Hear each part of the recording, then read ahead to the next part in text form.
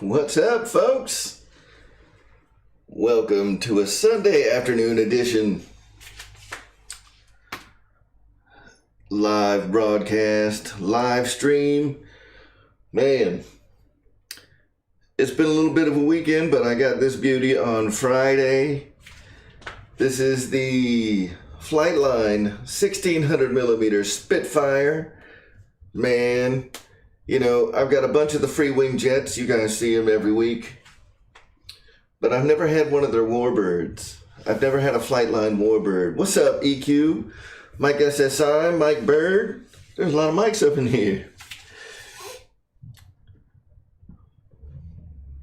Victor, how you doing? Matt M, good to see you.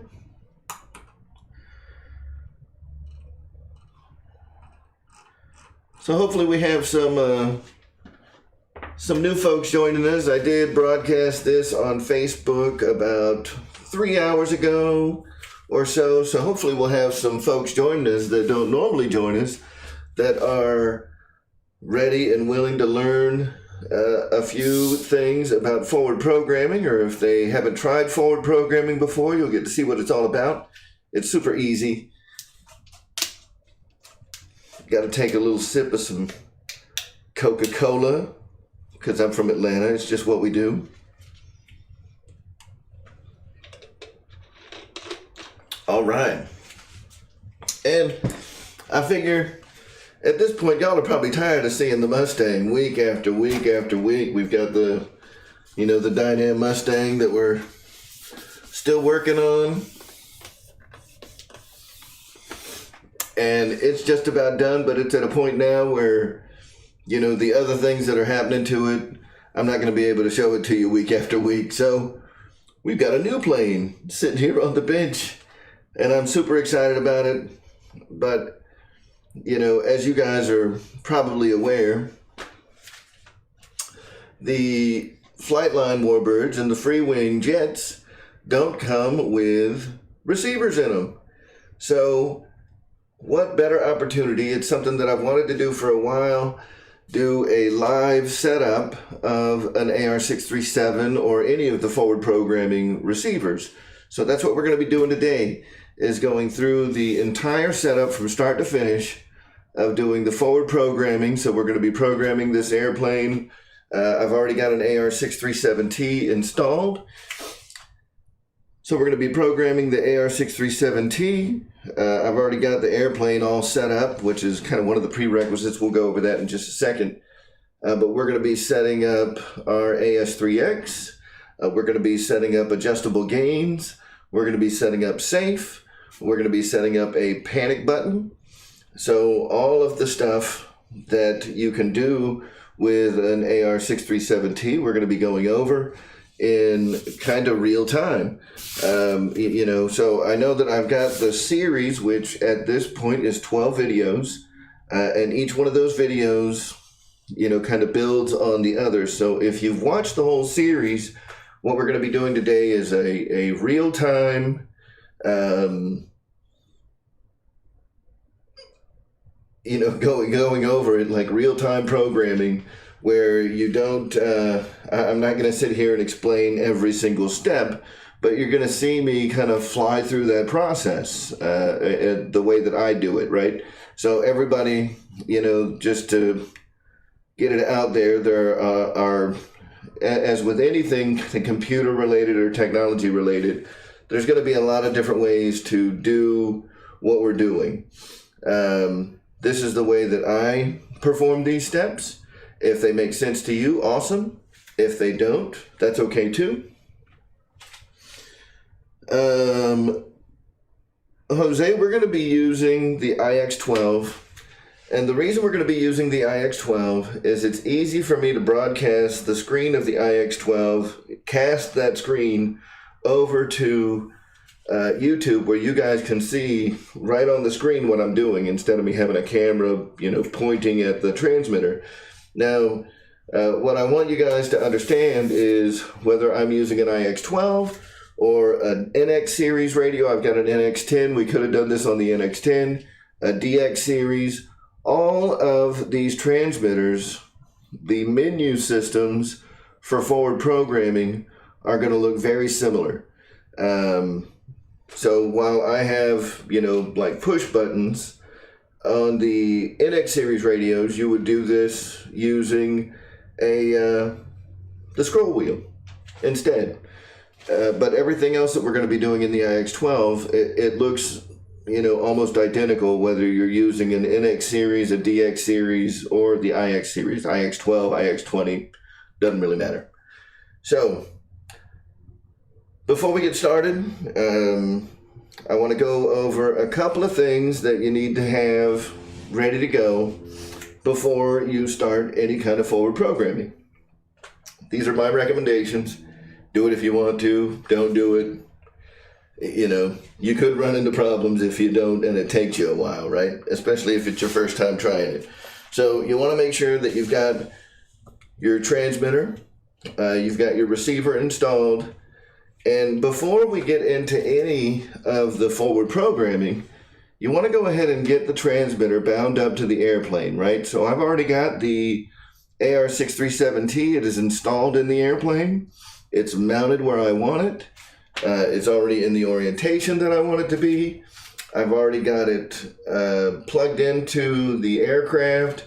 I've already got all of my control surfaces set up going in the right directions. So when I fire up this airplane, I'm not going to have to bind it. I'm not going to have to do any of that stuff, right? So the point of that is that forward programming, unlike the old AR636, forward programming takes all of the settings that you've got in your transmitter and sends them over to the receiver, right? So this airplane is set up already. It's ready to go. So the first thing that we're going to do is fire up our transmitter. I've just had it in standby, and I'm going to go ahead and try to cast the screen over. Give me just a second.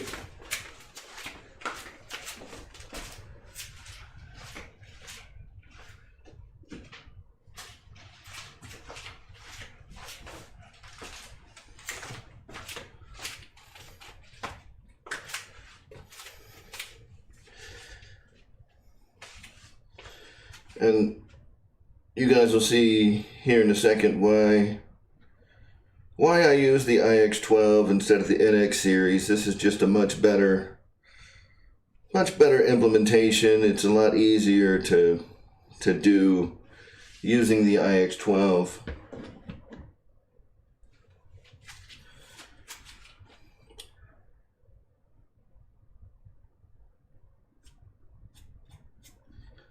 So I may need to restart the radio, and that's okay. That'll just give us a couple minutes to sit here and talk a little bit. Doyle, how you doing? Good to see you.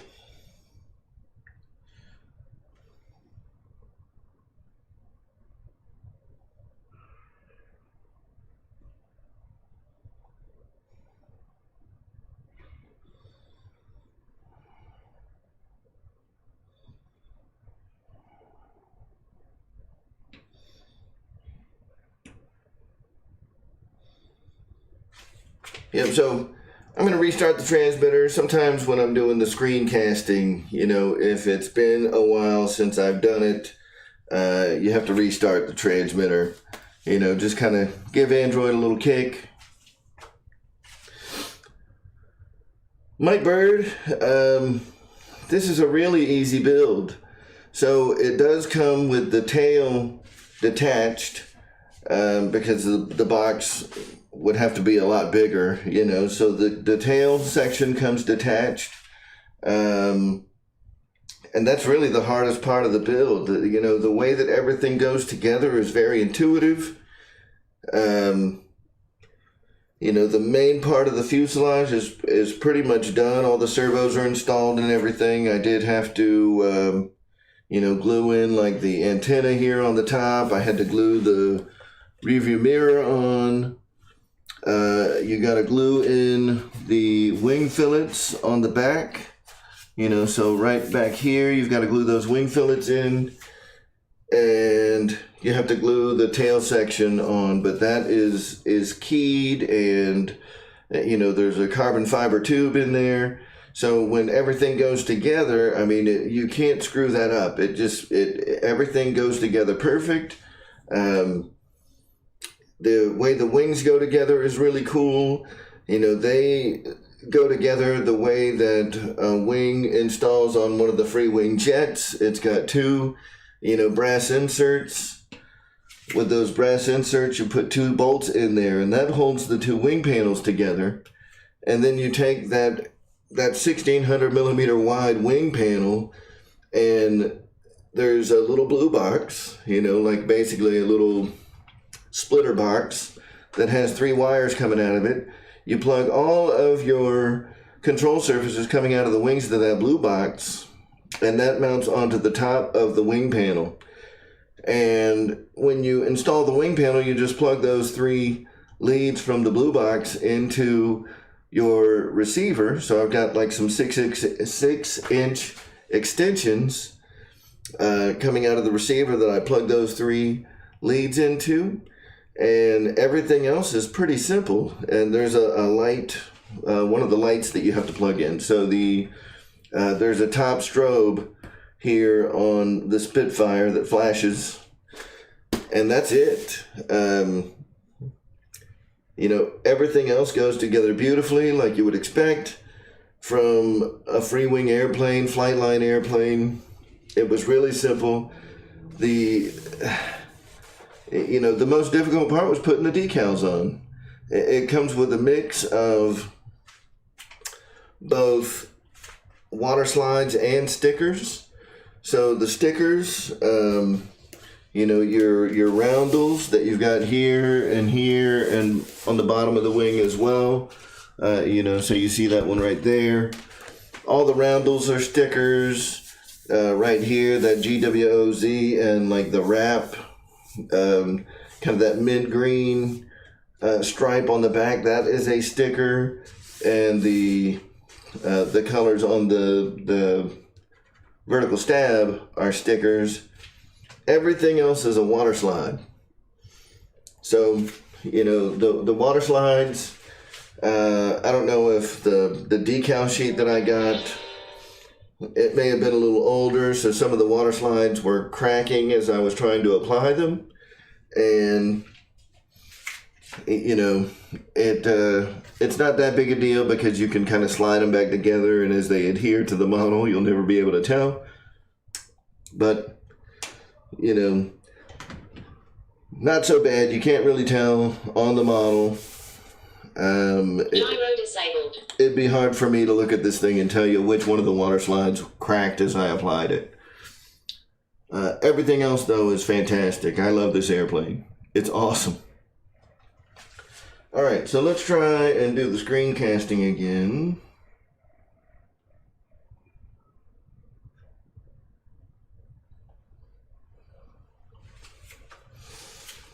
There we go.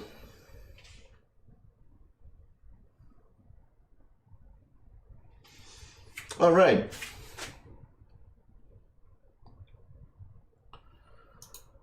So, down here in the corner, we've got, you know, a little window with me in it. If that gets in the way of what we're looking at on the radio, then I'll just move that picture around so you guys can see what's going on, or we can just turn it off altogether.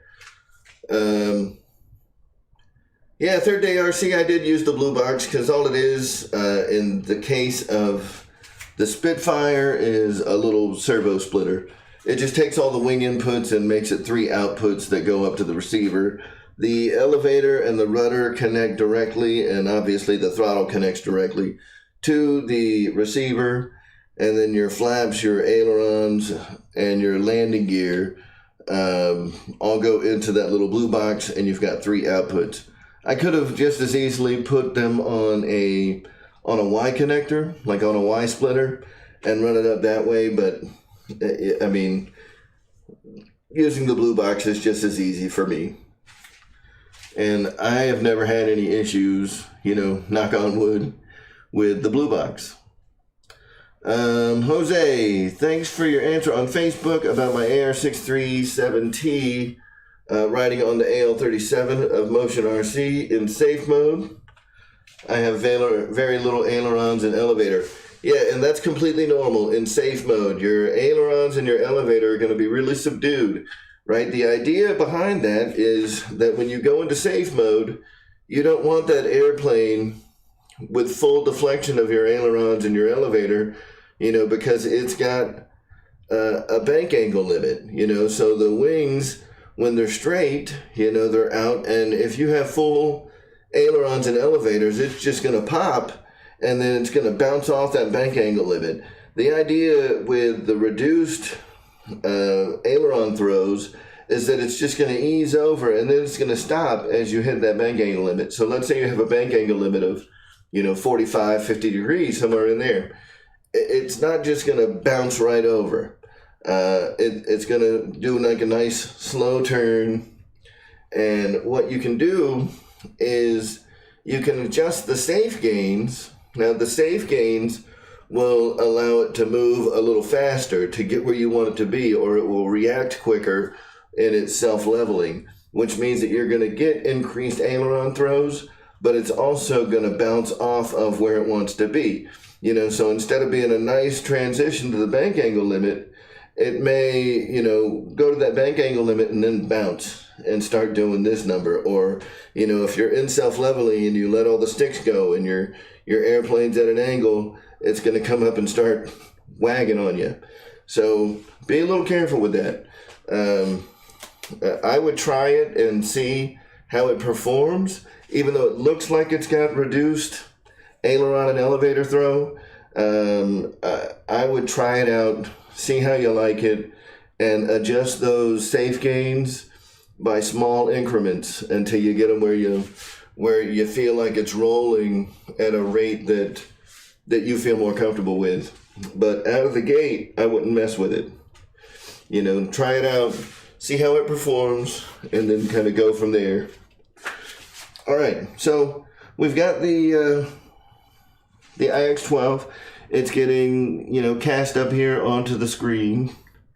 So I'm going to go ahead and turn off the ticker, and I'm going to turn off the camera where you can't see me anymore, and it sucks, and I know that everybody wants to look at my beautiful face. When we get to parts where you need to be able to see what's going on in the camera, I'll turn the camera back on so you can see what I'm doing with the airplane. For right now, what we're going to do is we're going to go ahead and actually let me leave that camera on for now. For now, and hopefully the small camera view, you guys can kind of still see what I'm doing. So I'm going to go ahead and plug in the battery. I've already got a 4S5, or actually this is a 4000. It's a 6S 4000.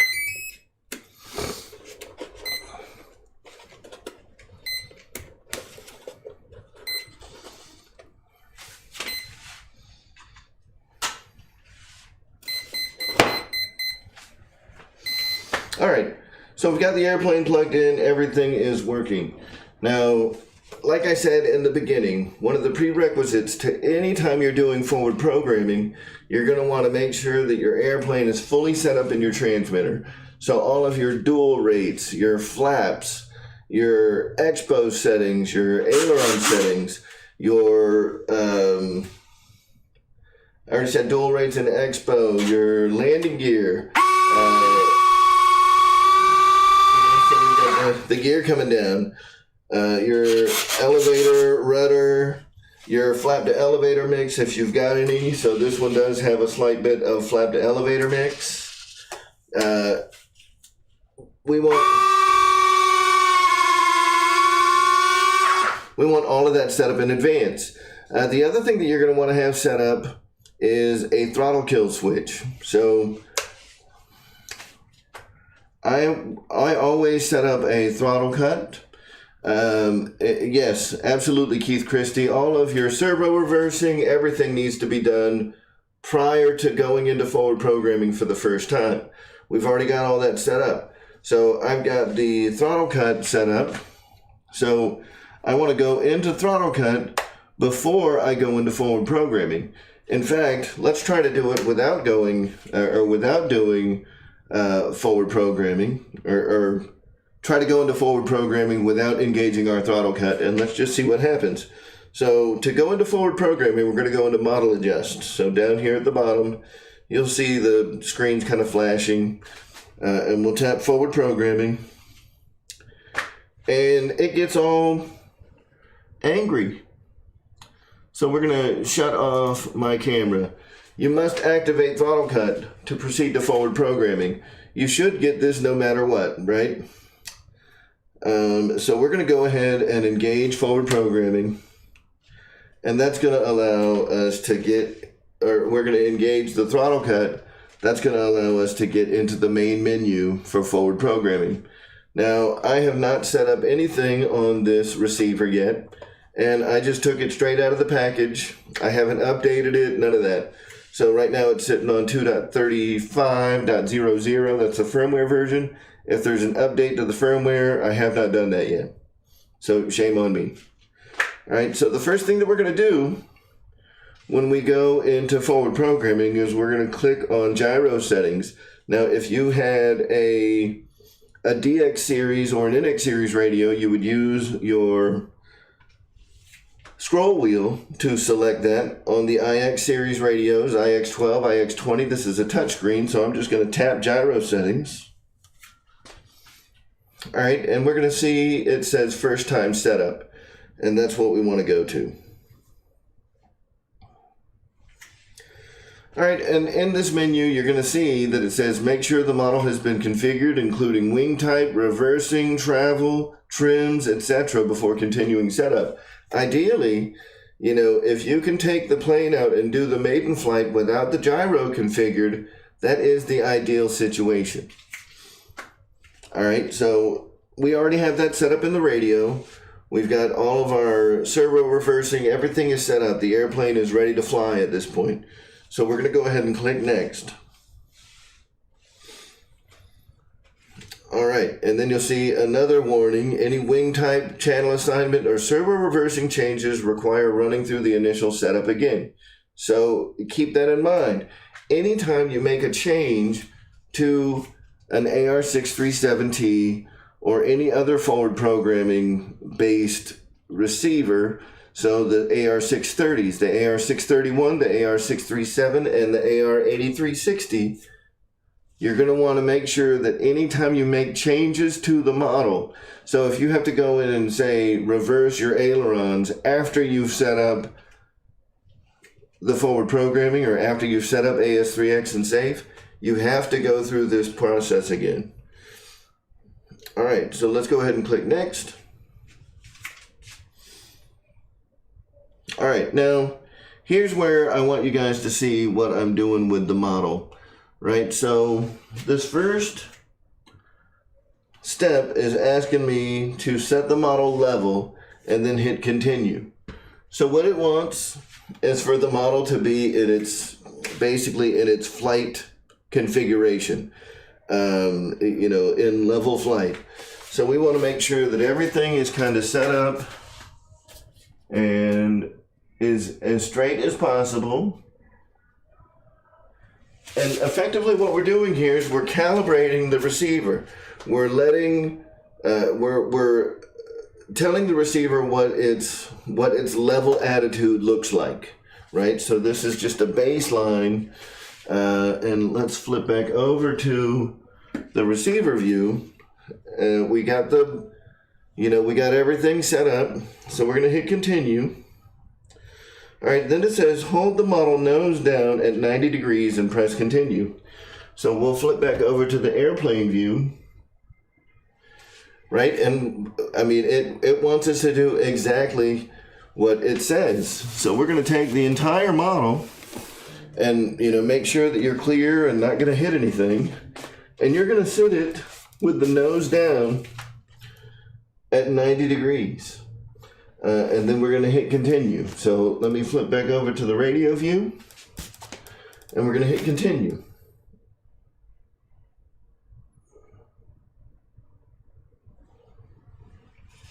All right.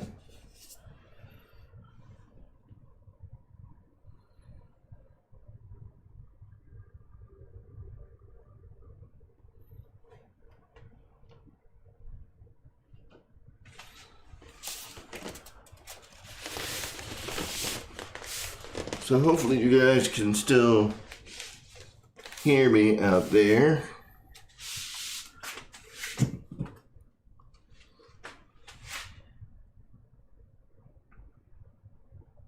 All right.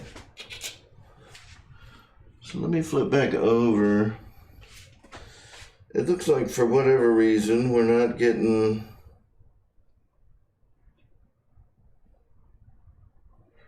Okay, there it is. Y'all can see that, right?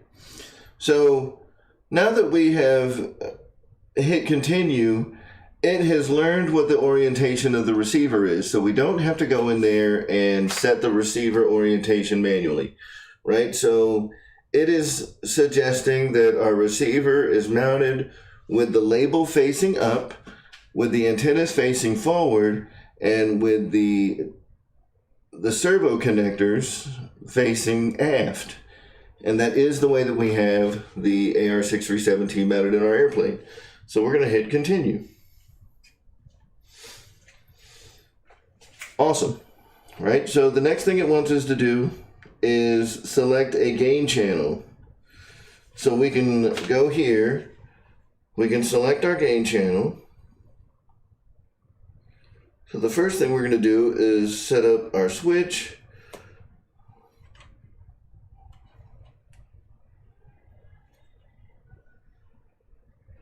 Right, and all I'm doing here when I do this is I am adjusting the knob that I want to control that gain channel.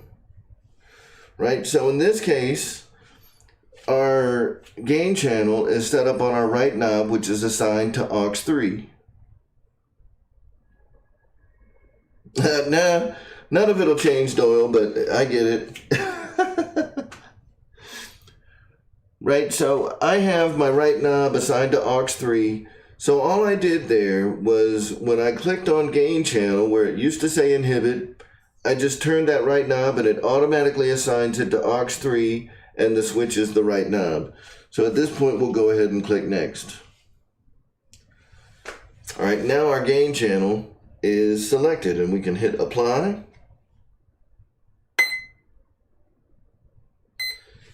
All right, at this point, the servo's rebooting. All right, and see where it says select model adjust to return to the main menu. So up in that upper left-hand corner, we'll click on model adjust and it'll go back to the main menu, right? So at this point, As3x is now configured, right? So we don't need to do anything else. If the only thing that you want is As3x, you're done at this point. You don't need to do anything else, right? So one of the ways that we can test that is by going through, and now that the receiver has reset itself, we should be able to advance the throttle past, I believe it's 25%. So we'll go throttle cut off.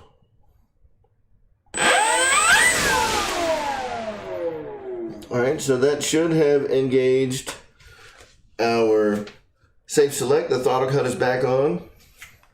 And we should see the control surfaces moving. Now, one of the things that a lot of people get hung up on, especially if they set up a gain select switch, but they did not, they don't actually have it on a knob, they have it on a switch or whatever.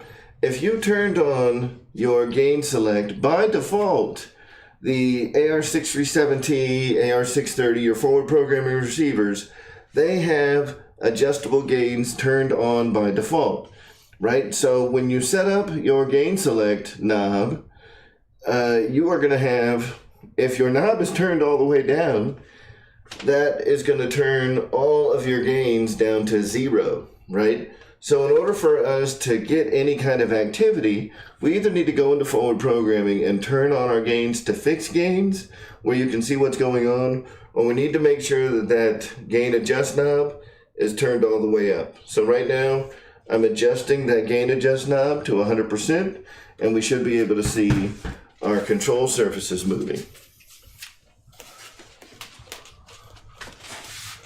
All right, so Yep, I can see the elevators moving. Sorry, you guys probably won't be able to see that. I can see that the elevator is moving, the rudder's moving, and my ailerons are moving in the expected directions. Now, when I say in the expected directions, when I have a wing that goes up, I want that control surface to also go up. So the wing goes up and the control surface goes up to push it back down. That's how the stabilization works. If the rudder, gets shifted to the right, the rudder will move to the right to push it back to the left, So the control surface will always move in the direction that that control surface gets pushed. So if the elevator gets pushed up, the elevator will go up to push it back down. Same with the wings, same with the rudder. So everything right now is working exactly as I expect it to. And like I said, that's it for programming AS3x. So AS3x now is good to go. At this point, we can go ahead and go back into forward programming and we can start our safe setup, right? So we've got our AS3x is good to go. Now we can start programming safe. So we'll go back over to the radio and we'll go to model adjust.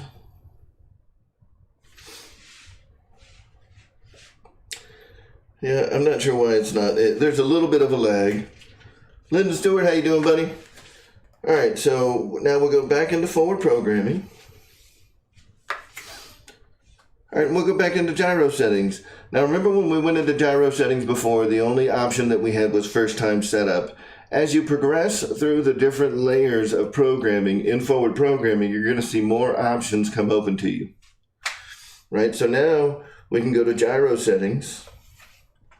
And you're going to see more stuff there. So we can go into AS3x settings, which is basically going to allow us to verify all the stuff that we just set up, right? So we've got AS3x gains, and by default they're set up to 40, 50, and 60%. We're just going to leave those alone for now. And we can also set up our stick priority, which all of them are set up to 160. That's actually a really good number. So we're going to leave those alone.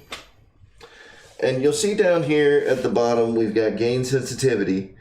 The gain sensitivity effectively is a multiplier for the gain. So say, you take the plane off and 100% gains isn't enough.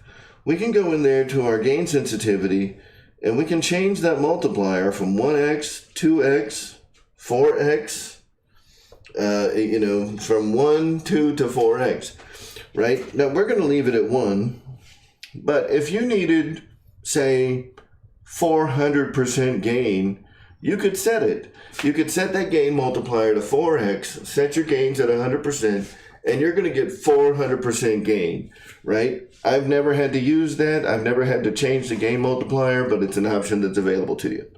All right, so let's go back. All right, and now we're going to go into F mode setup. That's our flight modes. All right, the F modes is what's going to allow us to adjust what our flight mode switch does. All right, we've already got a flight mode switch set up, but we need to go ahead and tell the receiver what channel our flight mode is on. So we'll go into F mode channel, or FM channel, and then we'll tell it what's happening here. So we flip the switch that we want to be, so you should already have this programmed at this point. So I've got switch B set up for my flight modes, and that is assigned to aux2. All right, so here where it says FM channel is aux2, so our flight mode channel is aux2, and the switch is the flight mode, right? So because I have switch B programmed to be my flight mode selector, that's why it says flight mode there. If all you want is to set up switch B, don't assign flight modes, turn all your flight modes off, and it will say aux2 and switch B or whatever switch you want to use, right? So there's no real limitation there. You can put the flight mode on any switch you want, and it'll work fine. All right, so we're going to go ahead and click next. So now, as we go through our different flight modes, what you'll see up at the top of my screen is that the flight modes will change. So right now I'm in flight mode 3. As I select the different flight modes, you'll see I've got flight mode 1, 2, and 3. I want flight mode 1 to be set up where everything is turned off, right? I don't want any AS3X, I don't want safe, but I do want my panic button to work. We'll get to that later. So we'll have to go back into flight mode setup later on. So right now, I can go ahead and tap on AS3X, and that will change it from active to inhibited, right? That means that in flight mode 1, AS3X is turned off, which is what I want. In flight mode 2, it's active, and in flight mode 3, it's active. So we can go back, and next we'll go into system setup.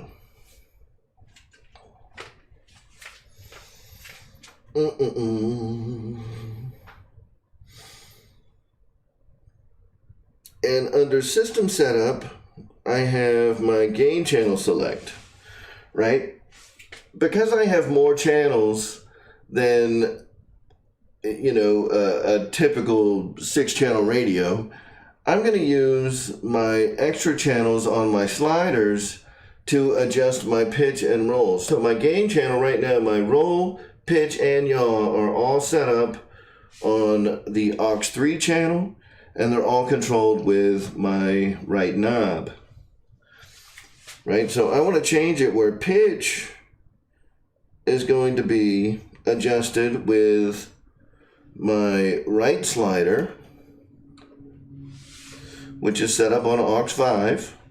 And right now I'm just moving my right slider around, and it automatically chooses AUX5 for me. And my yaw is going to be on my left slider, which is set up on AUX4. Right, so now you'll see that my gain channel selects, I've got AUX3, which is my right knob, set up for my roll axis, so I can independently adjust the gain for my roll axis. The pitch is on AUX5, which is my right slider. The yaw is on AUX4, which is my left slider. All right, so here we can go ahead and go back.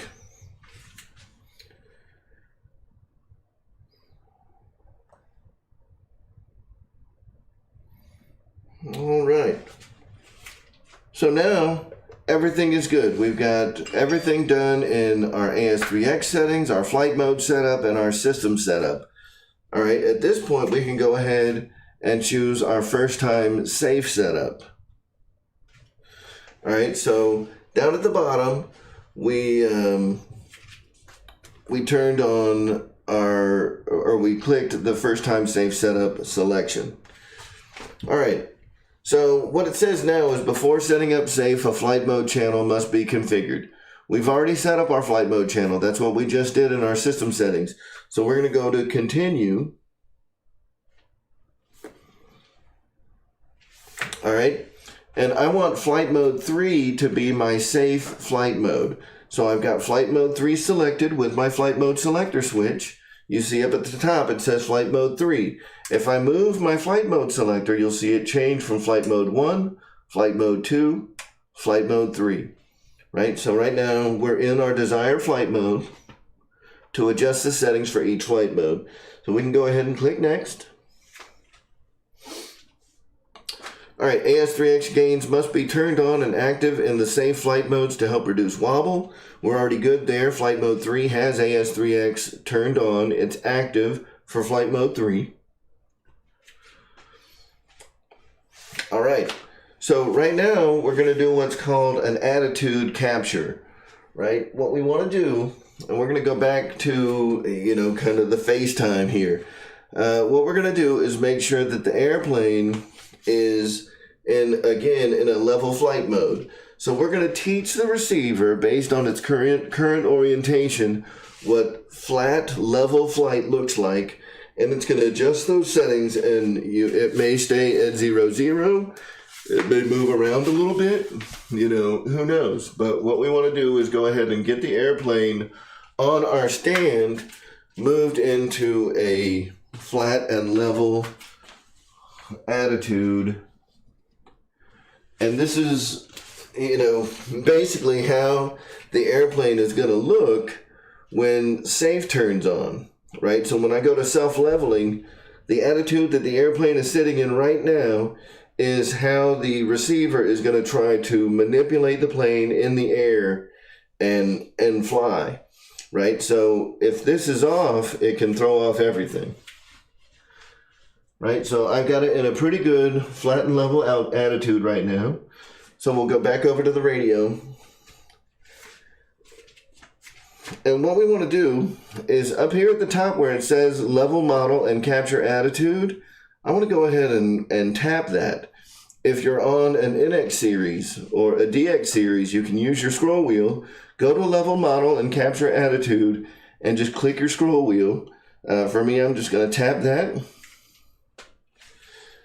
All right, and see how roll and pitch, those numbers just changed, right? So that means that I've got a little bit of a positive up angle, and the -6 is like a 6-degree left roll.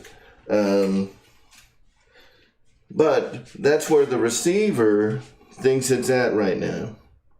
So if the receiver, is tilted a little bit to the right or a little bit to the left or whatever the case may be, with the airplane in level flight, we're basically telling it to make a correction to what it thinks is level, because it's not necessarily sitting a perfect level attitude inside the airplane. So at this point, we can go ahead and move forward. We can click next. Now we do have a question from Paul Ballard. I put an or maybe it's not a question. It's just a comment. I put an AR637T in my son's Flightline P38, and he flew it yesterday. It flew beautiful. That's awesome.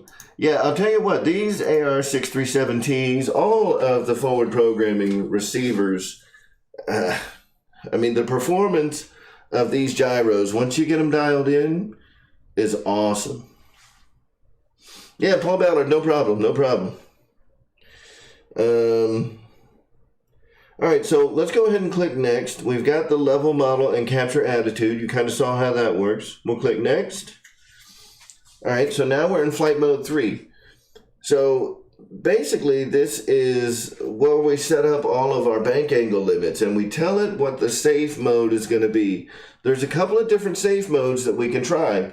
And if you recall back to, if you know how the Apprentice works, for example, the Apprentice has 3 flight modes.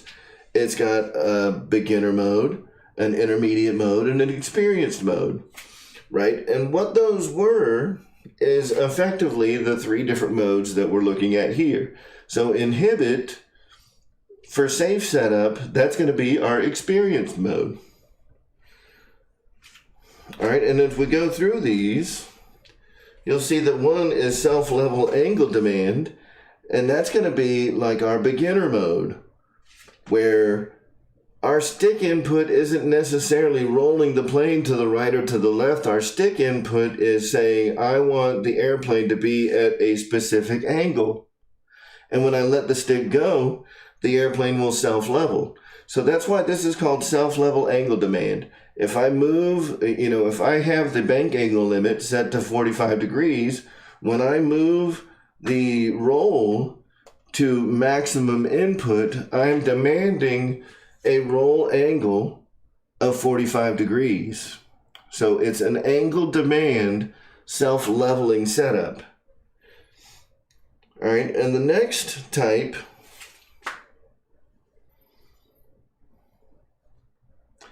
is envelope, right? Envelope is where inside of specific bank angle limits, I have complete control of the airplane. So I am, adjusting the elevator and the rudder and the ailerons to move the airplane where I want it to go. So this is more like our intermediate mode.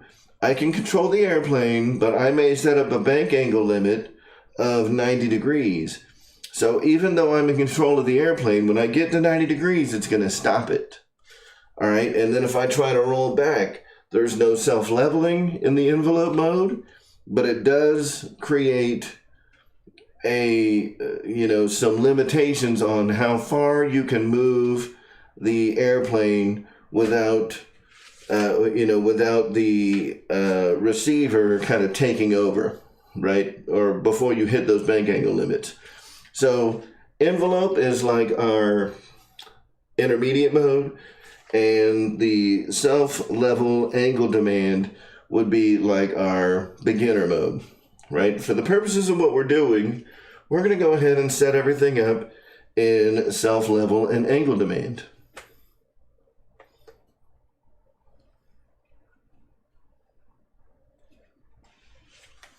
All right.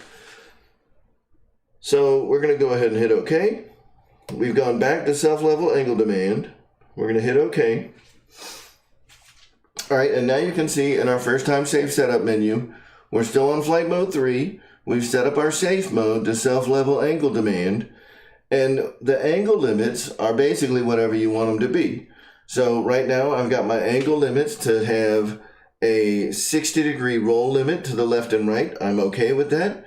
We've got pitch down and pitch up set to 40 and 50 degrees.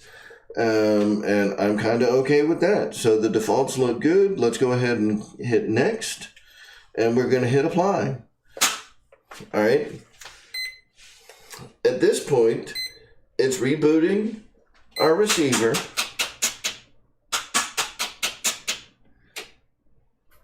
And we're going to hit model adjust. And that will take us back to our main menu.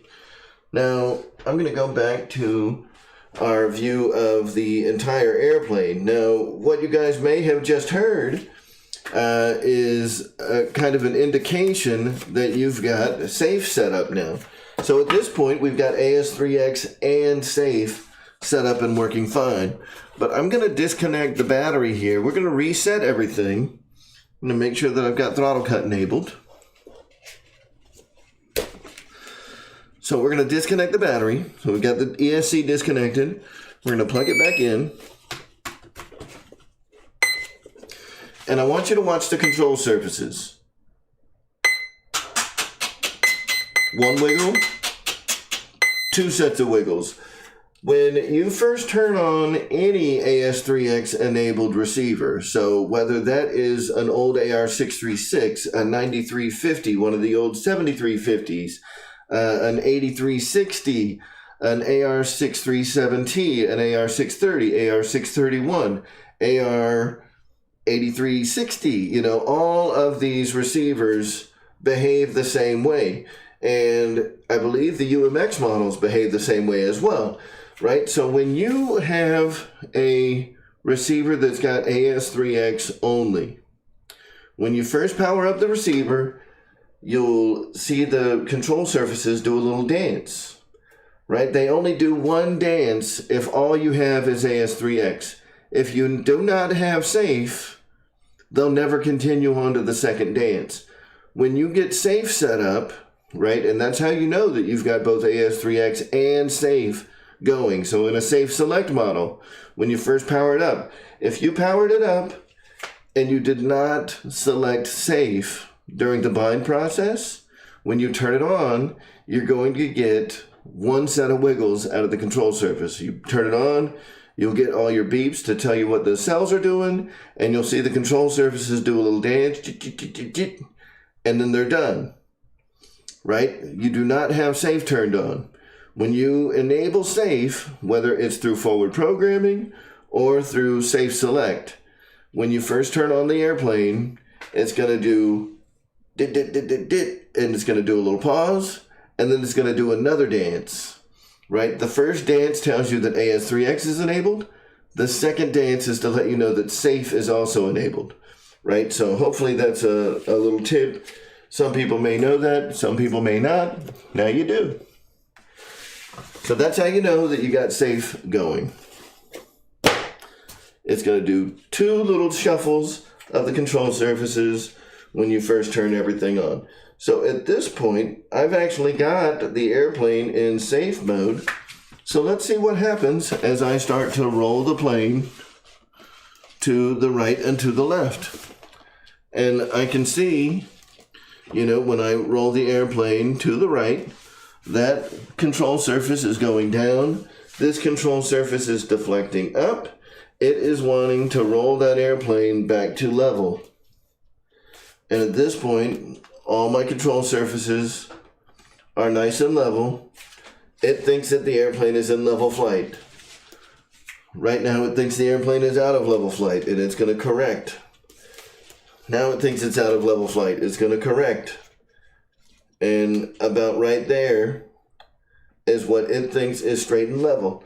So our safe is now working properly in the safe flight mode. Same thing if I were to nose the airplane down. Right, my elevator is now starting to move. The elevator is deflecting up, which will push the tail back down until I get to, as expected, right here on the stand, because that's what we programmed the receiver to understand as our safe and level flight attitude, right? So as it sits right now, it thinks that it is, you know, flying straight and level, and that's what we want. So safe is now set up. So the last part, right, of the forward programming process. So up to this point, we've programmed our AS3X. We've programmed our flight mode switch.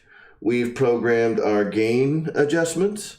We've programmed, I think I mentioned the AS3X. We just programmed safe, right? So the last part that we're going to go to is kind of fine tune our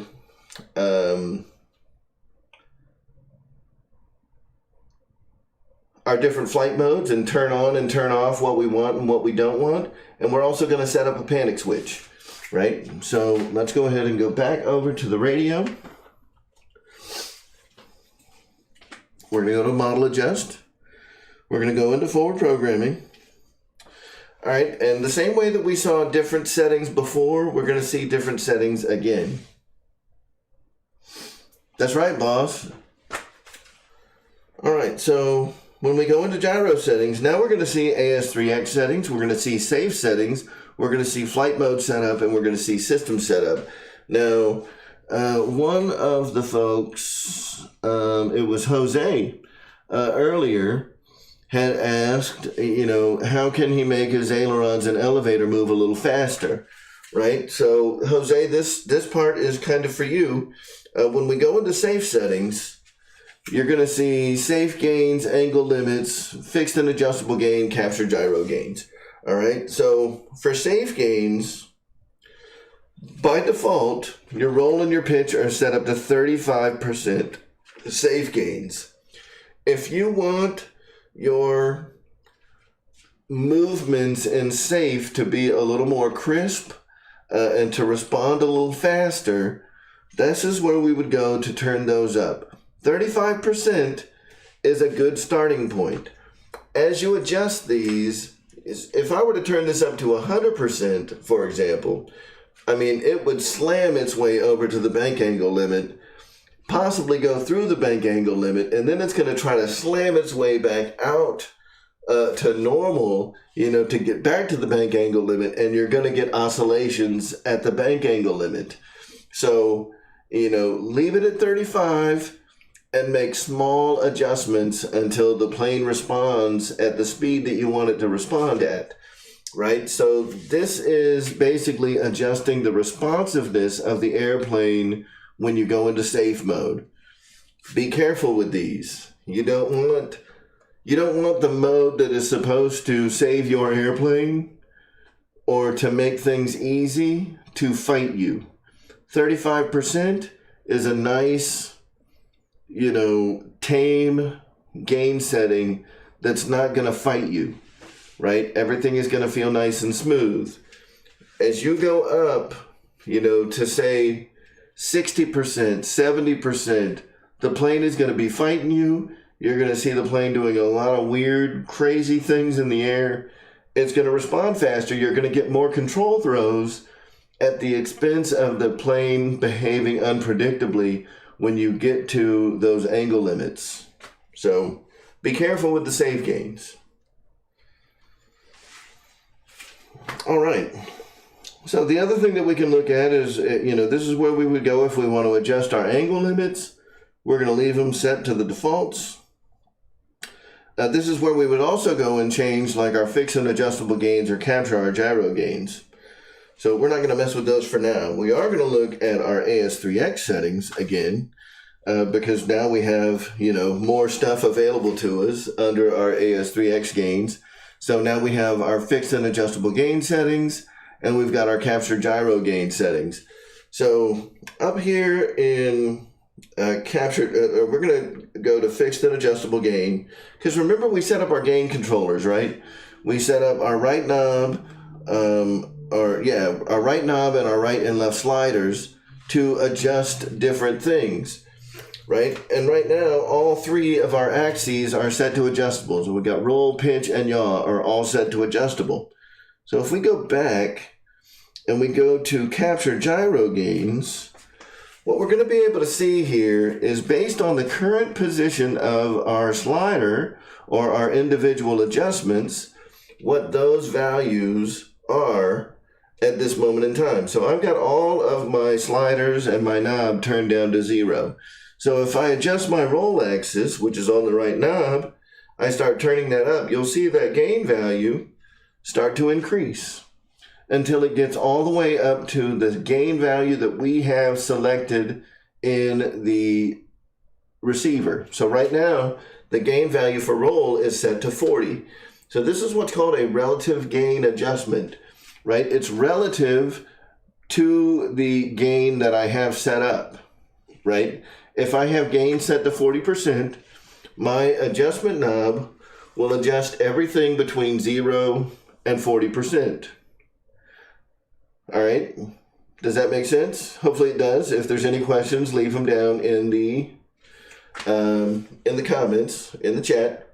And if I want to adjust my pitch axis, that's my right slider.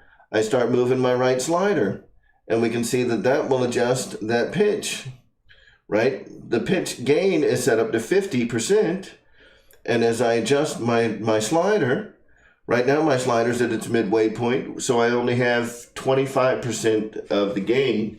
So 50% of the slider movement gives me 50% of that set gain value,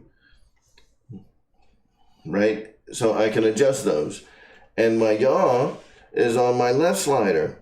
So I'll turn everything up to 100%, and that's going to take me to the set values of 40, 50, and 60% respectively. So that's how your gain adjustments work. We're not actually going to capture gyro gains right now. All right, we want to go ahead and set up our panic button. So the way that we're going to go and do that is so if we go back, we go to System Setup under Gyro Settings. So remember, on that main screen, you've got Gyro Settings and Other Settings. Under Gyro Settings, we go to System Setup, and under here, we will go to Safe and Panic Mode Setup.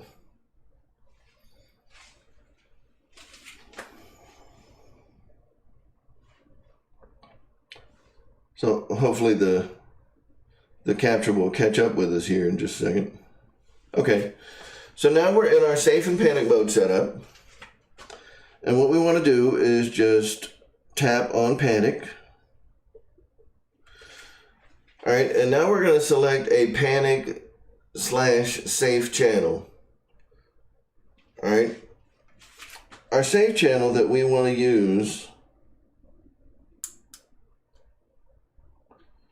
or the panic channel, is going to be AR6, right? And that is bound to my I button here on the top left shoulder of the IX12.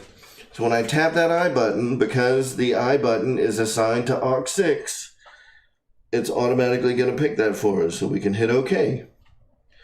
All right, for the delay, we don't want there to be any delay. When I hit the panic button, I want it to go right away.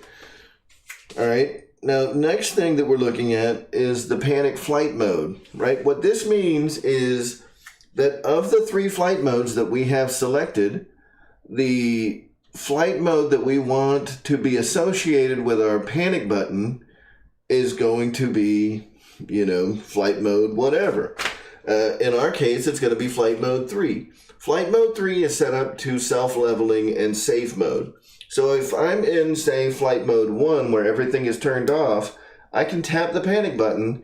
It will instantly select flight mode 3, level the plane, and then I can let the safe button go, and it will give control of the plane back to me. Right? So hopefully that all makes sense. So the panic flight mode, I'm going to choose flight mode 3. And we're going to hit OK. All right, now what we have down at the bottom, the roll right, roll left, pitch down, pitch up, these are, while I have safe or the panic button enabled, how far can I roll the plane to the right, to the left, pitch up, pitch down? I actually want to limit that even more, right? Because I don't want it to really react to my stick inputs at all. If I'm going to hit the panic button, it's because I am in a bad situation. I've lost orientation of the plane. I am no longer in control of the airplane. I don't want it to listen to what I want it to do anymore. I want it to level itself, and I want it to get back to a nice, safe, level flight mode where I can regain orientation of the plane and get prepared to take the control back, right? So I want to limit those down to like 20%. All right, so we're just going to adjust each one of these down to 20. And remember, all of this stuff is the same, whether you're using an IX series, NX series, DX series. You're just going to use the scroll wheel, to select each one of these and to adjust their values instead of doing it via a touchscreen. But all the stuff is still there. All right, so at this point, we have a panic button set up. All right, now at this point, the panic button is not going to work.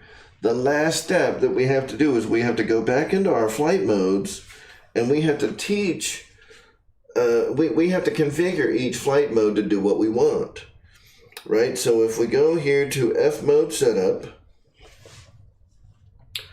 right?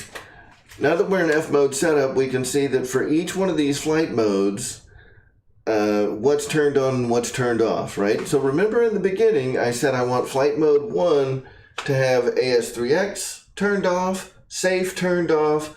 This is my pure flying. I don't want the gyro. I don't want safe to do anything. But I do want that panic button, right? So I'm going to go ahead and turn the panic button on, right? I'm going to activate that, right? In flight mode 2. All I want is AS3X. I do not want safe, but I want that panic button. So AS3X is already turned on. I also want a panic button, so I'm going to activate it. So now I've got a panic button in flight mode 2.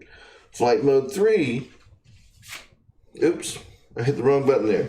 Flight mode 3 is where I want everything turned on, right? So I've got AS3X active. Safe mode is set to self-level angle demand, which is what I want. And I want to go ahead and activate my panic mode. Even though we don't really need it when we're in flight mode 3, I like to turn it on anyway. And the last thing that we see under flight mode setup is throttle to pitch. All right, and those are set up where I can set up a mix where when I increase the throttle or drop the throttle below a specific threshold or above a specific threshold, then it will apply more or less elevator. I don't necessarily want that on this model, so we're not going to be setting that up. All right, so now when we go back to model adjust, we can go ahead and back out of all the different settings, and we'll go back to the airplane view. So at this point, I've got everything set up, and I am in flight mode 1, right? So if you remember, flight mode 1 has none of the AS3X or gain, none of the AS3X, none of the safe. This is just pure, unadulterated, I'm flying the plane, right? Flight mode 2 is, and for me to get AS3X going, I actually need to run the throttle up a little bit.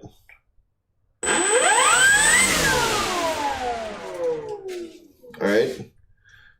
Anytime you're messing with a plane that's got the prop on, be very careful. Don't get anywhere near that prop unless you have the throttle cut engaged. So I now have the throttle cut re-enabled. And we should be able to show you now that the AS3X is working. We may need to turn all those gain knobs up so they're all turned up. We're in flight mode 2.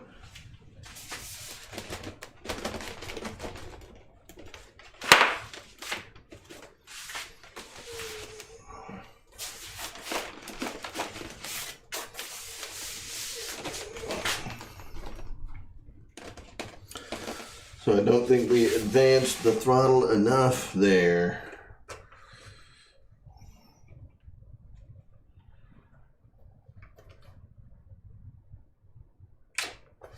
All right, and then in flight mode 3, that is our safe, and everything is working as we expect. Now, the other thing that we should expect to see is that in flight mode 1, even when I don't have AS3X or safe enabled, when I hit the panic button, it is moving that control surface to get me back to straight and level flight. And that's exactly how I want that to behave, right? So everything at this point is behaving as expected, and understanding that it's a little, it's a little longer than you can do this live, right? So I'm explaining as I go. But if I'm setting all of this up from the beginning, this whole process takes 5 to 10 minutes, tops. We've been live for a little bit, but I wanted to show everybody like a consistent flow through the entire process. This is how I set up all the different settings. Now, we're going to go through and check people's questions and all that fun stuff. And before we do that, though, I want to move the plane out of the way. Awesome. And I'm going to have a seat and answer y'all's questions. Now, we're going to leave the plane up and running because if you guys want me to go into some of these other modes, we still need it on, but we're just going to move the plane off to the side where I can see what you guys are talking about.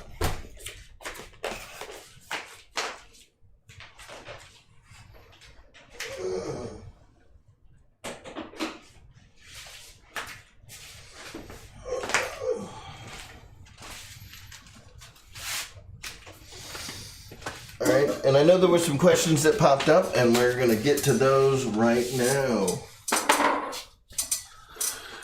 All right, so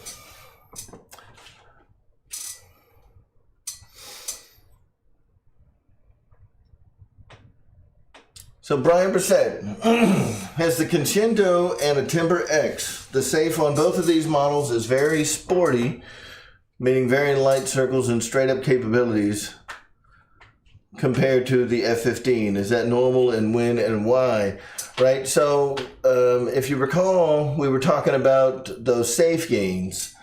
On the Crescendo and the Timber X, it sounds to me like they have those safe gains turned up a little bit more, where when you're in safe, you're going to have more control throw. Your bank angle limits may be a little more aggressive on those models, where the F-15 is a much faster model. So they probably have those safe gains turned down considerably, because you got to consider your full flight envelope, right? So from the minimum speed all the way, like your stall, all the way up to your top speed, it's kind of a one-size-fits-all gain setting. So anytime that you're setting up these gains, you're kind of setting them for the high end of that speed envelope, not the middle, right? If that makes sense. So anytime I'm setting up my gains, like my roll, my roll, pitch, and yaw gains, I'm setting those up at the highest speed that I can get that aircraft to fly at, right? So at the peak end of the speed envelope, And what that does is it makes it where if it's not oscillating at that top speed, that gain is good to go. You know, you want to get right up to the ragged edge of oscillation at top speed and then back off a hair, you know, where it stops oscillating. And that's kind of what you're going to see. You know, the same with the bank angle limits and safe gains. If it pounds over because you've got your safe gains turned up too high and it starts oscillating there, when you are in self-leveling mode, if the gains are turned up too high and say you have a little bit of wind, you know, that pitches the airplane, if it's too aggressive, if the gain is set too aggressive, the correction is going to force it too far, and then it's going to go into like this kind of a damned if you do, damned if you don't scenario where, you know, now it's pushed too far, so it overcorrects. And then it's going to try to correct that, and it's going to overcorrect. And you're going to get into this situation of the airplane just wobbling, you know, just oscillating because it's overcorrecting. The gains are set too high, right? So what you want to do is back those gains off until it's sitting nice and level. And when it gets bumped by the wind or turbulence, it'll get bumped by the wind, and then it will correct itself and go back into level flight. That's what you're looking for. You don't want oscillation. So get it to the point of oscillation, then back off like 10% where it won't oscillate anymore. And that's where you want to be at the highest point of your speed envelope. So because the and sorry for the long answer to this, right? Because the F-15 has a higher top speed, the safe settings are going to be a little less aggressive because at top speed, it probably handles pretty well. You don't want, you know, you don't want it to be like real snappy when it's, you know, running 80 miles an hour. So that's something to keep in mind there. All right. So Jermaine Spencer asks, how do you reset everything to start over? So let's go back to the radio.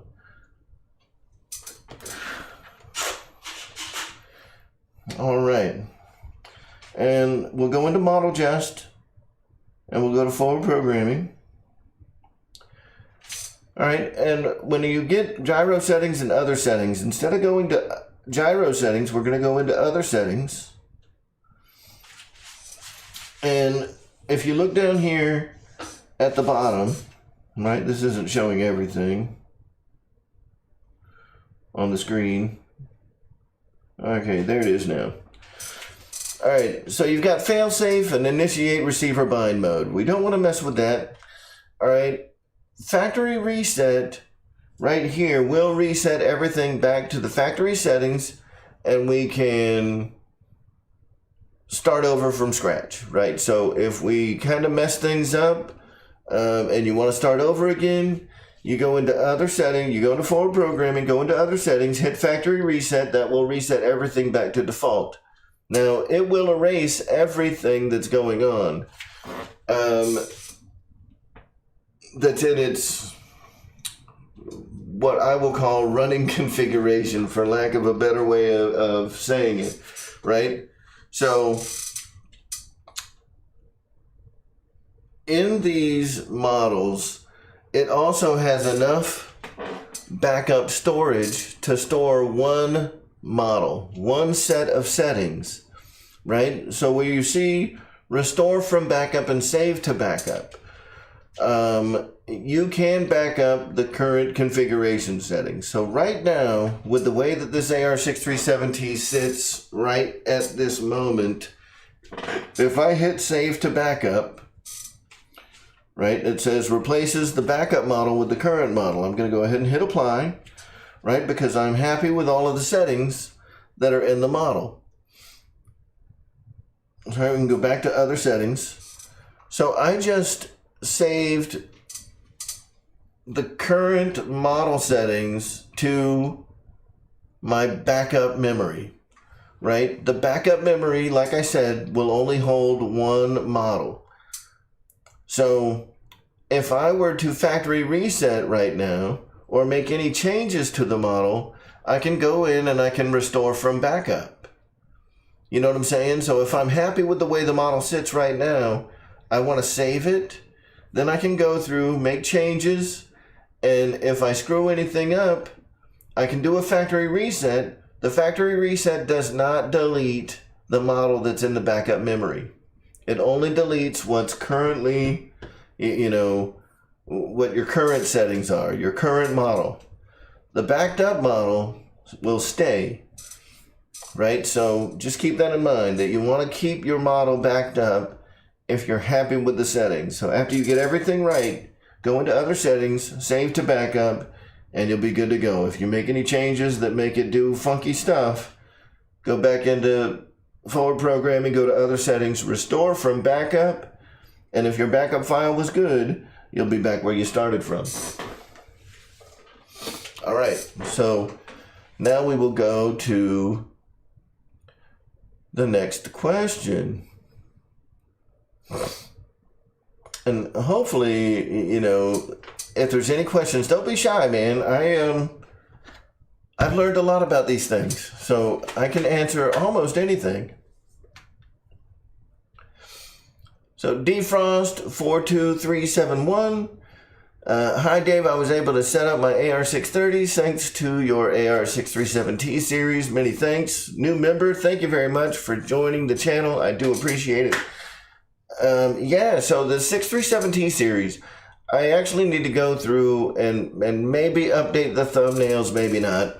The thumbnail for this one actually says AR637T series. I really need to change that to the forward programming series, because every receiver that does forward programming, and you know, as Defrost is saying, he was able to set up his AR630. So these methods that we use today apply to the AR630, the AR631, the AR637T, and the 8360T, and a new one that's going to come out sometime in the future that is a 10-channel variant that hasn't hit the streets yet, but it's coming at some point. And all of these same methods will work for all of those forward programming based receivers. So just kind of keep that in mind, that this isn't, that nothing that we're doing today is specific to an IX12 or to an AR637T. That if you have a DX series, Gen 2 or better, an NX series radio, an IX12, IX20, all the radios pretty much have identical functions as far as being able to program a forward programming based receiver, and all of the receivers behave the same. The only thing you get is more channel outputs, right? And that's another important distinction. So you saw today when we were doing this programming, on a typical 6-channel receiver, I have my throttle, aileron, elevator, rudder. I have my landing gear, so I have a gear channel, and I have an AUX1, which we typically set up for flaps.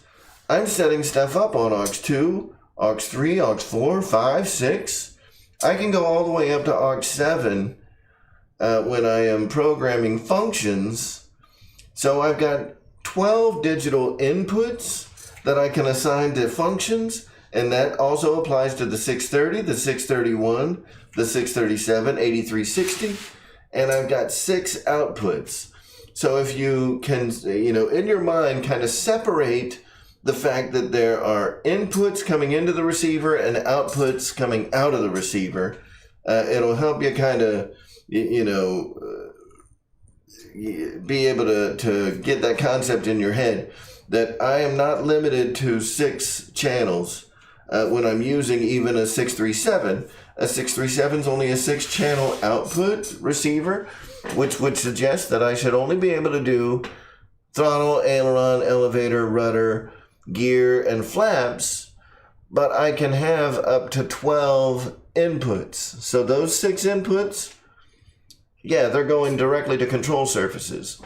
But I can set up AUX2, 3, 4, 5, and 6, and 7, AUX2 through 7, to be other functions of the receiver, right? So my gain adjusters are on AUX 3, 4, and 5.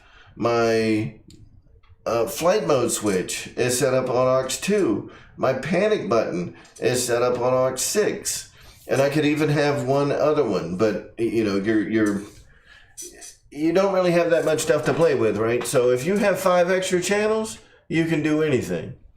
And that's why I always, recommend to people to get as many channels as you can afford, because you never know when you're going to need them. This is kind of one of those cases. If I was setting this up on an NX10, I would only have 2 gain adjusters instead of 3. But because I'm setting it up on the IX12, I have 12 channels that I can communicate with that receiver on. I can actually set up all 3 gain adjusters and still have, room for my gear, my flaps, and all that extra stuff. So always get as many channels as you can afford. All right, so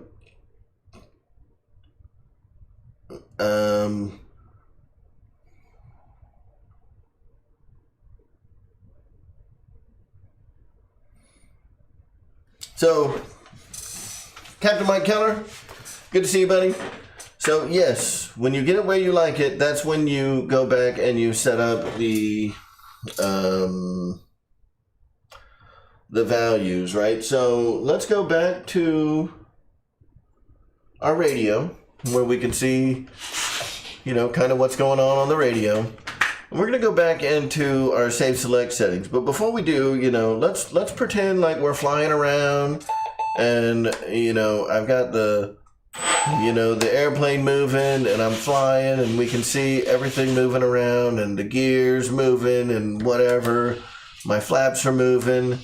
And I'm also adjusting my gains. So you see here, like aux 4, aux 5, those are my yaw gains. Aux 3 is my roll gain.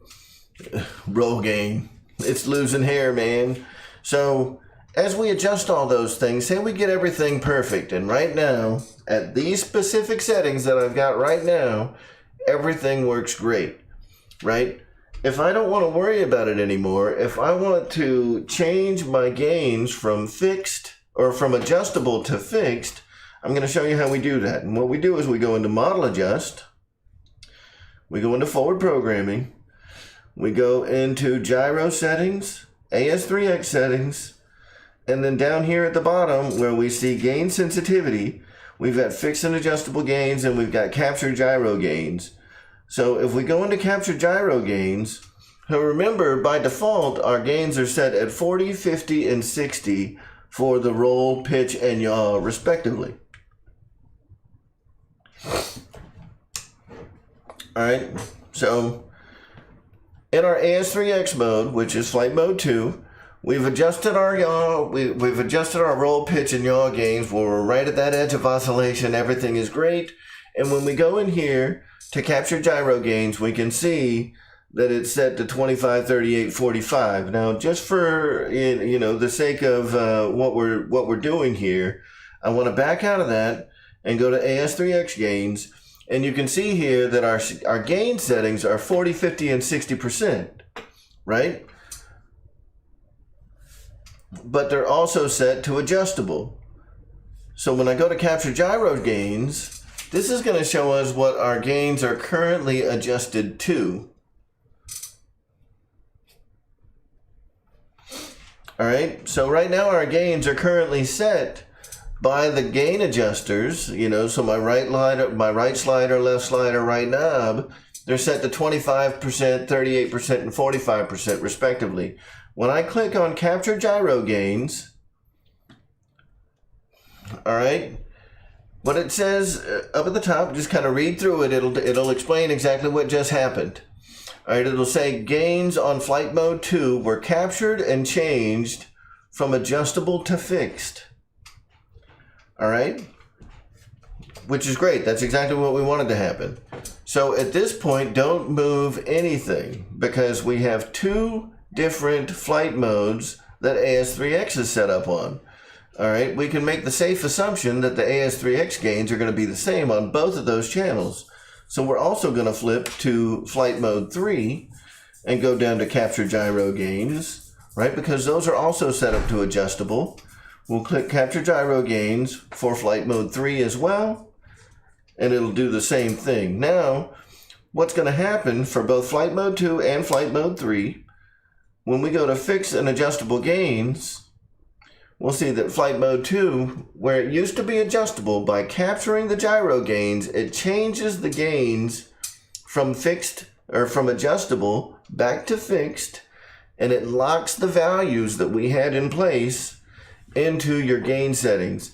So now I've got my gains set to 25, 38, and 45%, and they are no longer adjustable. They're set to fixed for both Flight Mode 2 and Flight Mode 3. So that's very cool. And thanks, Mike Keller, for bringing that up, because that was something that I forgot to mention.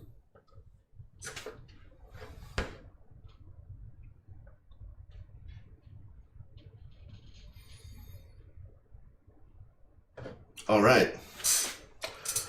So,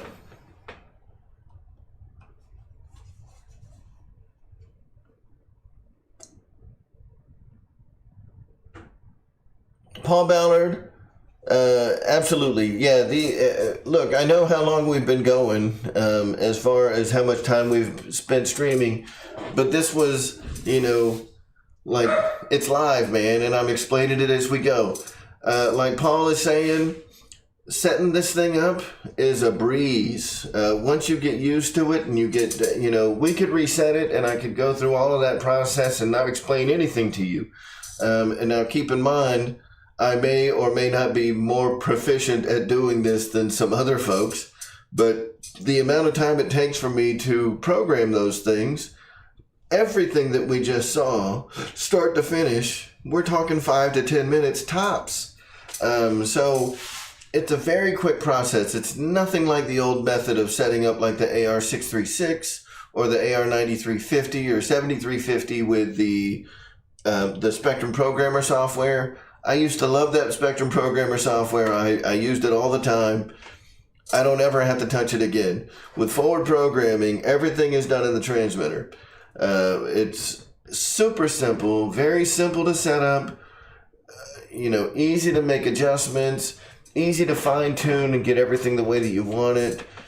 If you need to make adjustments to your control surfaces, reverse them, whatever, relearn servo settings, that's all super simple.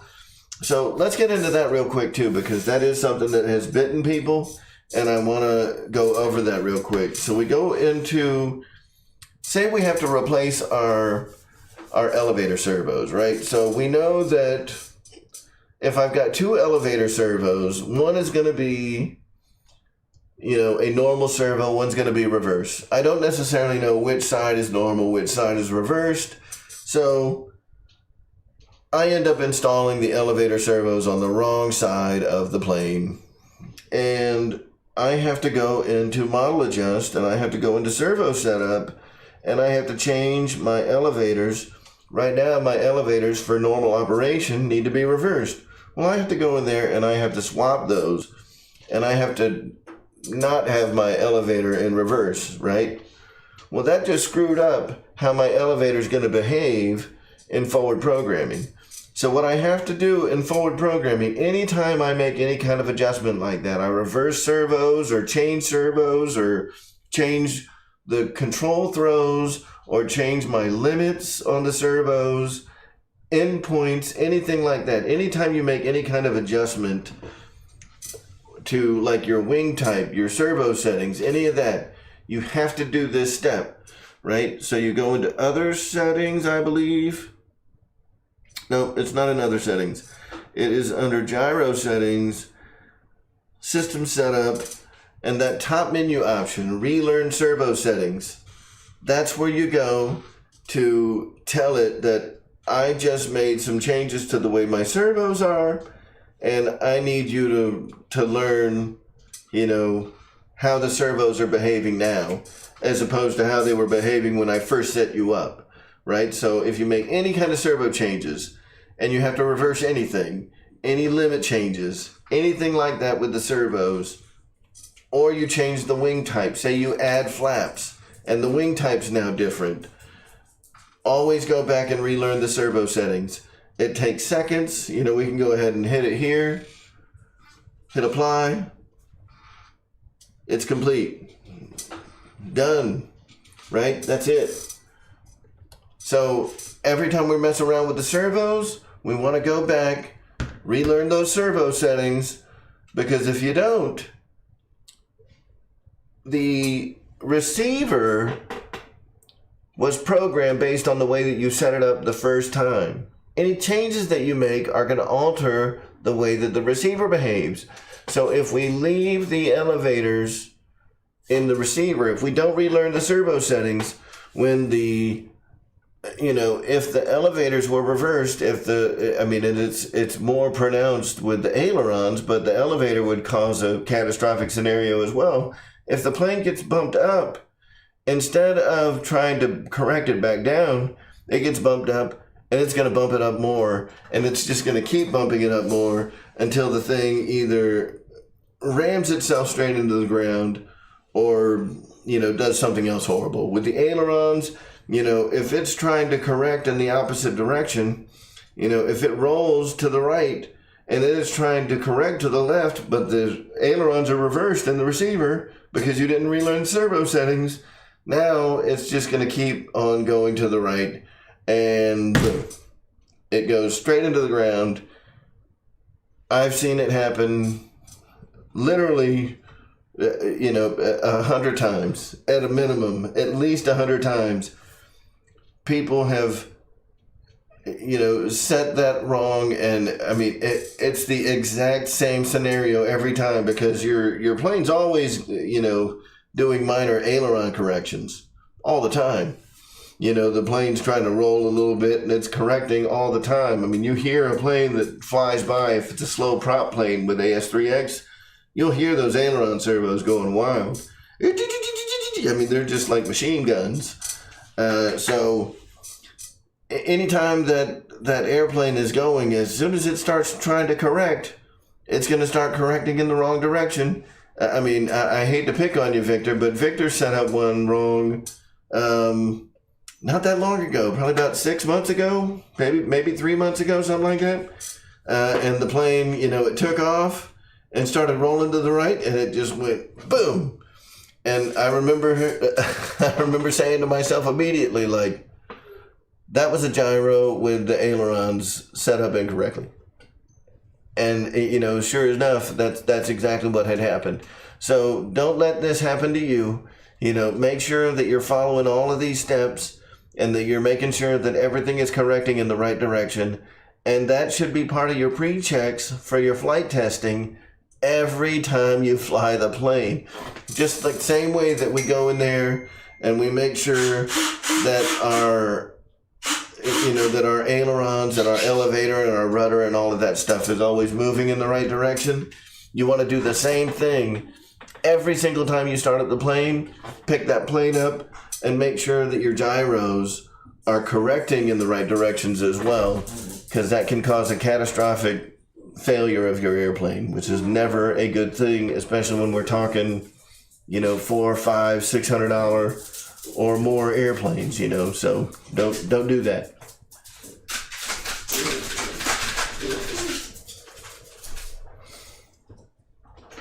So Brian Brissett is asking, what is needed to make a sailplane beep rapidly as it finds thermal lift? So that is set up in your Vario settings. And I believe that is done in, is that under model setup?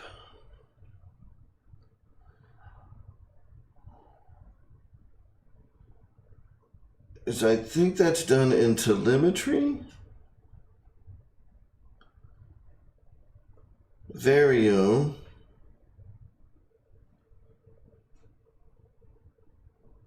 Okay. So I'm going to go back to the radio settings here. Let's go back out. So, and this applies again to DX3 or to DX series, NX series, IX series, whatever the case may be. When you're using an AR637T or an 8360T, The AR637 and the 8360 have a built-in barometer, right? Which means that they can sense the altitude of the airplane. It can be used also as a vario for gliders. When you are flying a glider and you want the model to make an audible transition as it's going up and down, the way that you will adjust that are to turn those tones on. So basically right now we're just looking at at how it looks, right? We got the vario settings, and you'll see a graph that's just building its way up as we look at this telemetry output from the receiver, because the airplane is still sitting, on the ground turned on, right? So it thinks that it's at 1.4 feet in elevation, right? That's cool.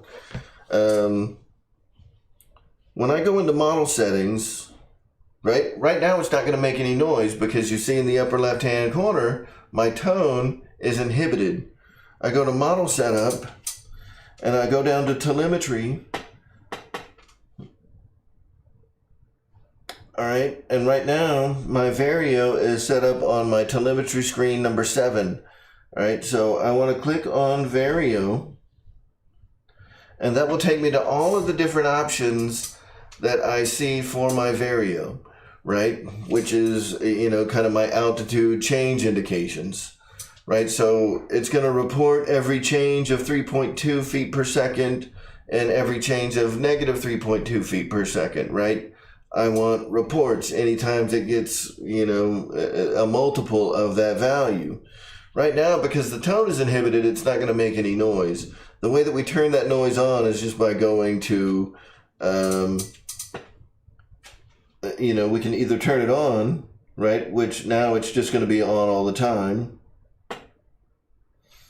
Or we can set up a switch. So say we want, switch E to be our vario tone, right? So when it's in position 0, the tone is on, or tone is, maybe off, and switch 2 is on, So now we would go back to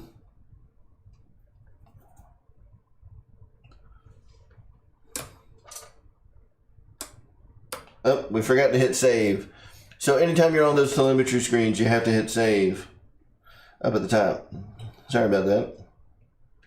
So we go to telemetry, we go to vario, we turn our tone on. Let's go ahead and hit save. And then when we go back out to that main telemetry screen, we'll see that the tone is turned on. Right, if we set it up on a switch, we can turn it on and off, right? And hopefully that answers your question. That's how you turn that tone on and off. And it's controlled with the volume on your radio. So if you have your volume turned down, you're not going to hear it. So when you have that vario tone turned on, you want your value to be turned up as well. All right.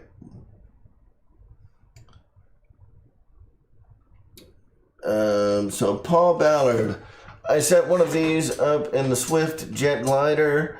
The only thing I had to do was give my control surfaces more throw, but it worked great. I have 6 planes set up so far. I'm having a ball with these. That's awesome. Yeah, these things are awesome receivers. And listen, I know that the price tag seems prohibitive, right? But what you're getting is one of the best receivers that Spektrum makes. I know some people give Spektrum a lot of crap. Look, they're all good. A lot of people fly Spektrum. So you're going to see just, it's a numbers game, right? So if there's 1 million people that fly Spektrum and there's only 50,000 that fly FR Sky, which one of those is going to present more problems? The group of 1 million or the group of 50,000? You know what I'm saying? And as much as I'd love to say that's an exaggeration, I really don't think it is. I think just as far as like total volume of Spektrum users is that much higher than the total volume of FR Sky or Futaba. There's tons and tons and tons, millions of people fly Spektrum. So you're going to see more people have problems with Spektrum just because that's how numbers work and statistics work. You may only have a 1% failure rate, the same with Futaba, and the same with FR Sky. But because there's so many more people using Spektrum, the total number of failures is obviously much higher, but the percentage of failures is going to be about the same. Anyway, that's my rant on Spektrum.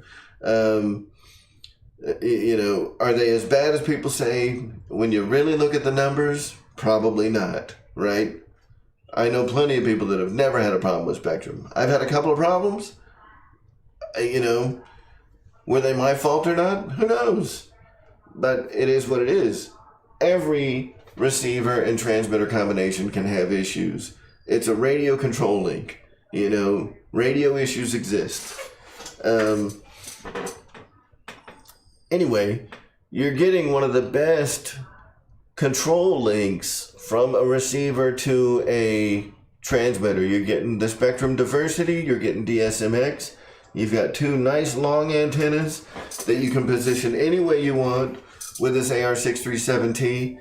The receiver alone is probably worth 40 or 50 bucks, maybe 60 bucks, you know. And if you look at the price of an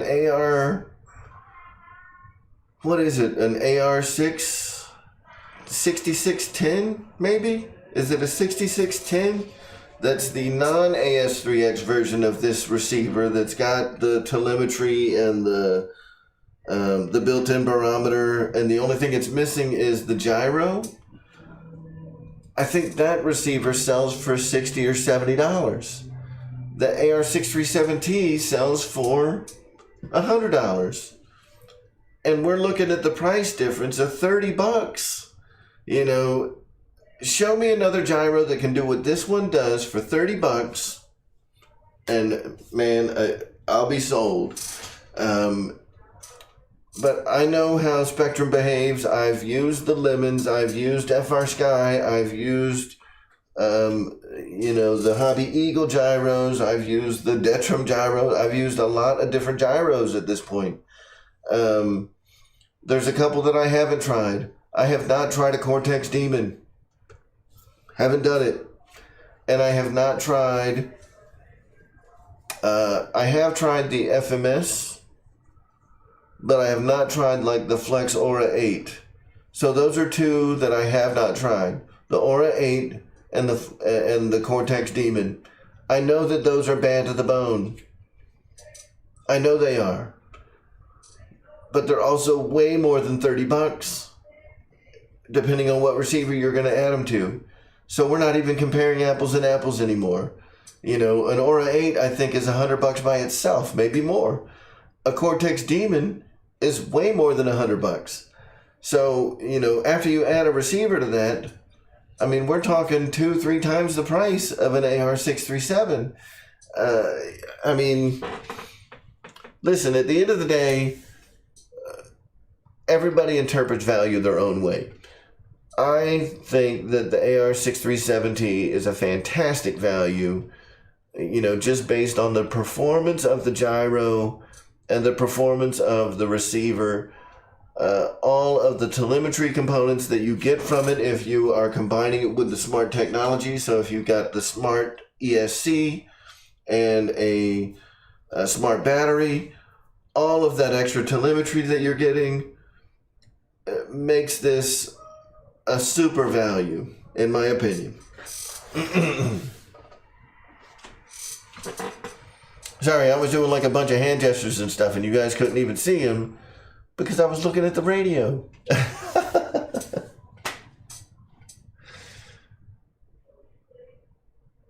All right. So, yeah, Victor, I don't know how much it's going to be. I want to say that 8360 is what, like 130 bucks? So if I had to guess, I mean, you're going to add another 20-30 bucks onto the 10 channel too.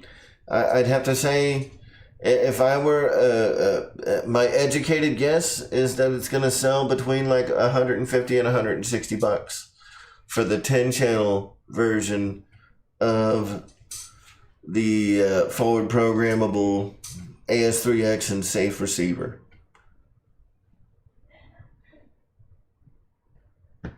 So Paul Ballard, and sorry guys, I'm just going back and looking at the questions, so, you know, I want to make sure that I hit all the questions before we sign off. All right, you just reminded me of a question. When I set safe from adjustable to fixed, I lose safe.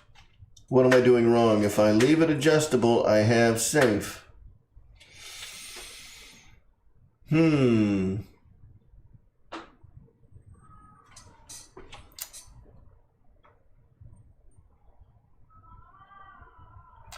When I set safe from adjustable to fixed. So I'll tell you what, Paul, typically what I see is when folks change from fixed to adjustable or adjustable to fixed, it's usually the opposite of that. When they're in adjustable, they don't see anything happening. And when they change it to fixed, everything starts working again. Because typically they had their gain knob turned all the way down while it was in adjustable, or they didn't have a knob assigned at all.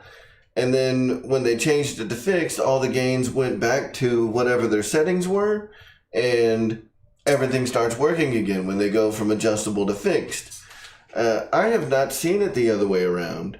When you set up safe from adjustable to fixed, I lose safe. If I leave it adjustable, safe is working. I haven't seen it that way. So that's one of those ones where I tell you, you know, to go to rcairmarshal.com and click the contact me link at the top of the web page.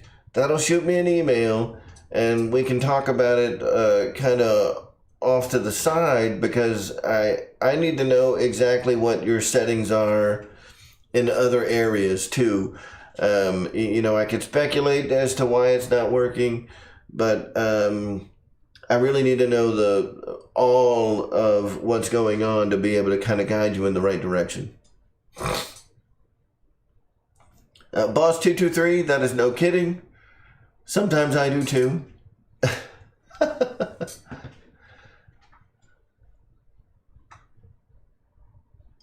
All right, Mike Keller's still rocking the 636. I do too, man. I got a lot of them and they work awesome. RC Roland, thank you, sir.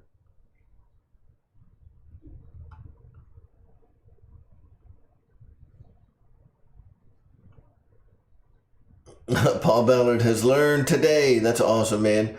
Look, anybody that's able to watch this and learn something from it and get some value from these videos, that's what they're here for. Anytime you need anything, you know, like programming these receivers. Look, I've done it a lot, man, and everything that I've learned is at your disposal. Whatever you need, you know, come by our shows every Monday. You can ask questions there. I'm happy to answer them. You know, pop-up live streams like this. I've got in my playlist on my channel, I've got an AR636 series and an AR637 series. And they've got loads and loads of information on how to program these receivers.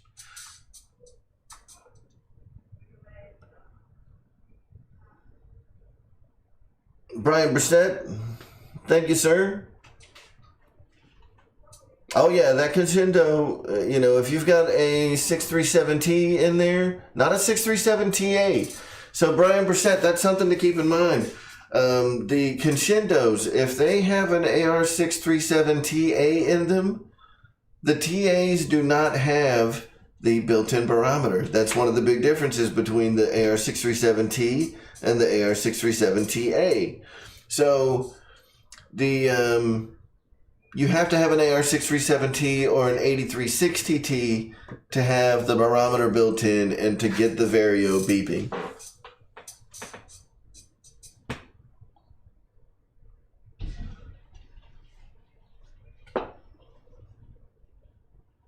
Yeah, Keith Christie, that's true.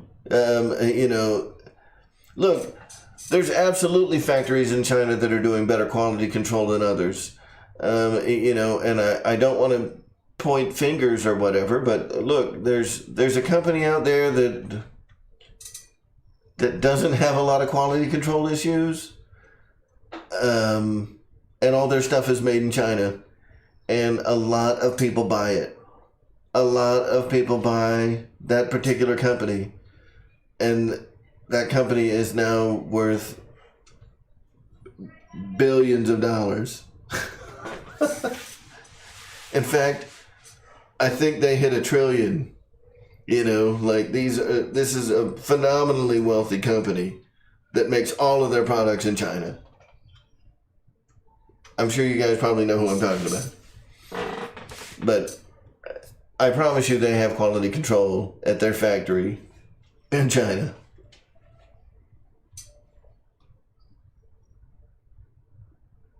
Yeah, Mike Keller, I know, man. The PowerSafe receivers with the A3000 module on them, forward programming works. So setting up AS3x works the same way that we just saw.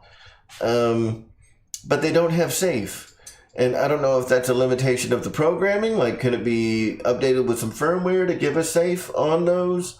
Or is it a limitation of the A3000 itself? I'm not sure. Hopefully the PowerSafe receivers one day will have both AS3x and safe. That'd be pretty slick. Barry Campbell, what's up? So guys, that gets us through all of our questions. And like I said, I get it that it took a while. We've been going for like 1 hour and 53 minutes now, but if we look at like the total time that it took to program the receiver, take all the explanations and all that stuff out of it. I mean, we could start it again, and I could probably have this thing sitting in the exact same state it's in now before we hit 6 o'clock. So it's 5:53 now.